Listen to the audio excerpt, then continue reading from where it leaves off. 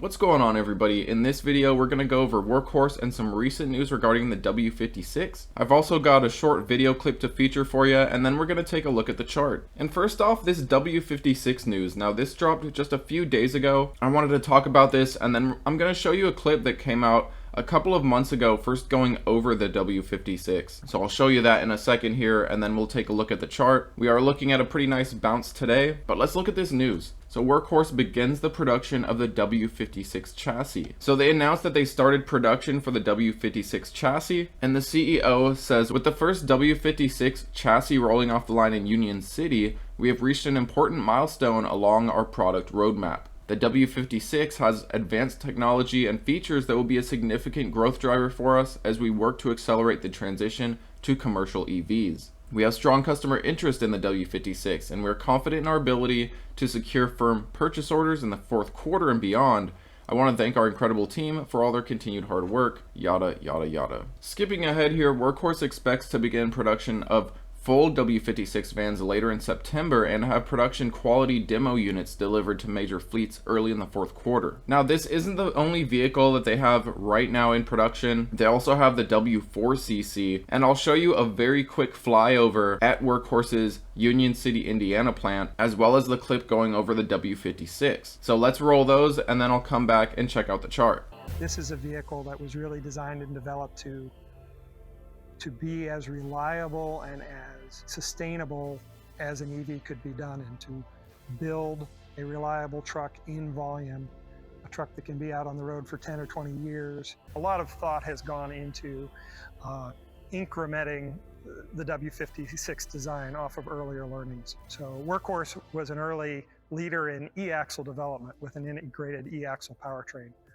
And a lot of others in the industry have started to move that direction as well. The e-axle is more efficient because of the way the gearing is set up. It reduces losses in a traditional driveline. It reduces the number of times that transmitted torque changes direction between the motor and the wheel. And so this all pulls it together in the simplest kind of solution possible. We feel we're bringing forward a very innovative solution for that, and we'll be the first to market with this particular solution. We really wanted to focus on not only the battery systems, but how we package the battery systems for safety, for reliability and longevity of the battery components. That's a huge part of any electric vehicle, and it's really been important to us to focus on making those batteries last.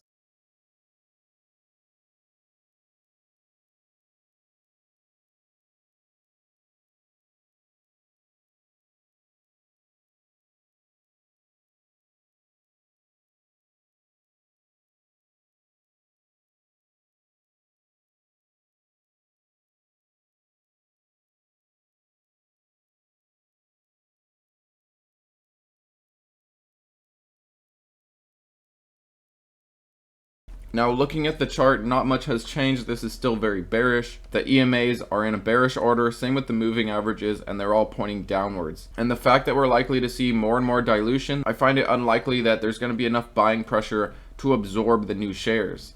So I personally think we're going to continue to see new lows, at least for a few more weeks to months. Now, one thing that could turn that around, for one, is obviously where the Fed is going. Are we going to see more rate hikes, or are they going to start to pause and then soon cut, which would help companies like Workhorse that are obviously diluting, because the alternative to that is pulling out debt at a very high interest rate. And Wall Street knows this. You're either going to pull out debt at a high interest rate with these high rates, or you're going to dilute shares. Plus the fact that this has been trading under $1 for a few days now, that brings even more fear. But what I think we need to get out of this kind of downtrend we're in is, one, the Fed changing stance, two, seeing some actual sales come in, seeing really heavy production coming in, which would also mean increasing revenue. Now, they're expecting $20 million in their upcoming earnings report, and they have a history of missing their revenue expectations by a mile. So I think one thing that would take the market by surprise is if they were actually to hit this $20 million estimate or even beat it. I think that would surprise everybody. This company lately has been known for missing their revenue expectations, so I think it would come as a surprise if they were to hit this $20 million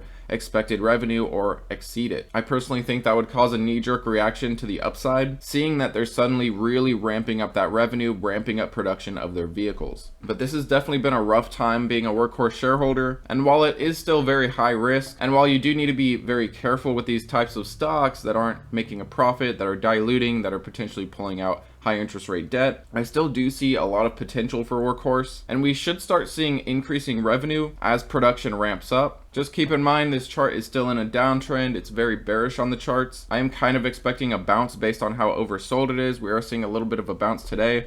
It's already starting to pull back a bit though. If you wanted to play this short term on a swing, I would set a stop loss at the new low we created right around 50 or so cents. If we break that and create new lows, we're likely to push even further down. But I'm personally playing my small position long term. The way I look at it is, why sell now? I'm gonna hold out a few more months at least, see if they can actually get those trucks on the road, see if they can increase their dealership network, which they have been doing behind the scenes. They have nearly half of the US connected with dealers that they can sell vehicles to in certain states. I do expect that to continue and for more states to open up to the availability of Workhorse vehicles in the near future. But let me know what you guys think about this recent news regarding the W56. Let me know where you think Workhorse is going over the next few months. While this is definitely very high risk, it is a stock that I do believe in. And the execs, since they've taken over, they have been turning this company around. They have a clear roadmap. They've improved the Workhorse ranch. They've implemented the Stables and Stalls initiative, where they transition from gas vehicles to EV on real FedEx routes. And so far, it's been a success. They have also received grants from the USDA, and they've been featuring their drone in international markets. But on the negatives, we're facing dilution.